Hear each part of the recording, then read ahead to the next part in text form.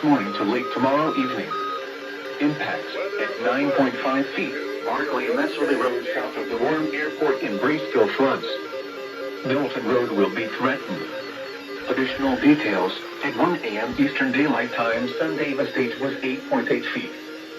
Forecast. The river is expected to rise above flood stage this morning to a crest of 10.5 feet late this evening. It will then fall below flood stage tomorrow afternoon. Flood stage is 9.5 feet. Please visit www.weather.gov/safety/flood for flood safety and preparedness information.